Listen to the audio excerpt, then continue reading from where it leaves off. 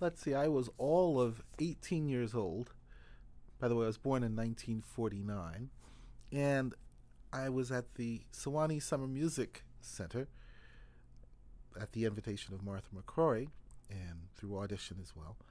And one week there was a conductor, his name was Dr. Thor Johnson. He was there.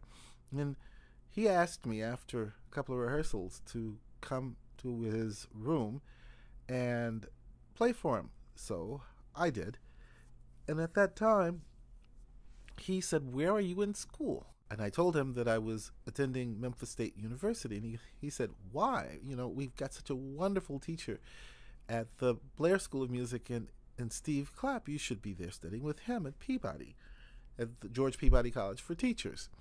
And I said, "Well, I don't know." And he said, "And if you did that, you see, you could play in the Nashville Symphony, and that would be a very, very good thing for your career." So I decided to come back to Nashville and leave Memphis. Well, after about 2 or 3 rehearsals, Dr. Johnson came up to me again, and he said, "Well, William, I'd like for you to meet me, please, on a corner. I forget what the streets were.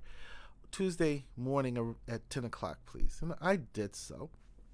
And he took me into a bank. And he said, "You know, William, your violin is just not very good at all. We've really, for you to play in the orchestra, you need a better violin. So I'm going to talk with my banker, and I'm going to co-sign a loan for you to get a violin." And he talked with his banker, and his banker approved the loan of $2,500 for me to get a violin. I was thoroughly, thoroughly amazed that someone would do this, and I think, especially when you consider the time, it was a remarkable gesture on the part of someone, you know, who wasn't a part of my family, wasn't a part of my community in that larger sense. He looked at me and said, "Well, you know, now that you're making money through the symphony, I know you'll be able to pay off the loan." And I smiled, and that's how I got my first real violin.